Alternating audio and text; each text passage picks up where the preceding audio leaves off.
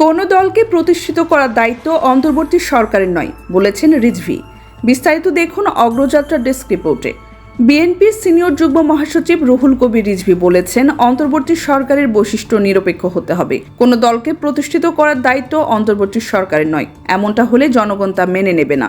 রোববার জাতীয় কবি কাজী নজরুল ইসলামের 126তম জন্ম জয়ন্তীতে ঢাকা বিশ্ববিদ্যালয়ে কবি কাজী নজরুলের সমাধিতে শ্রদ্ধা নিবেদন শেষে কথা বলেন তিনি বলেন, কিছু উপদেষ্টা বিতর্কিত ভূমিকা পালন করছে। তারা চলমান সংকটকে ঘনীভূত করার চেষ্টা করছে। উপদেষ্টারা অর্পিত দায়িত্ব বাদ দিয়ে অন্য কোনো গভীর এজেন্ডা বাস্তবায়নের চেষ্টা করলে আমরা প্রতিবাদ করবই। ফ্যাসিবাদের দোসররা এখনো ঘাপটি মেরে বসে আছে।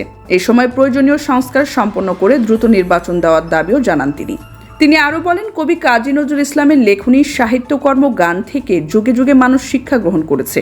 জুলাই আন্দোলন ও বিগত 15 বছরের আন্দোলনে তিনি আমাদের উদ্বুদ্ধ করেছেন। শত আঘাতের মধ্যে তার কাছ থেকে বেঁচে থাকার প্রেরণা পেয়েছি। শৃঙ্খলমুক্ত হওয়ার জন্য নজরুল আমাদের তাগিদ দিয়েছেন।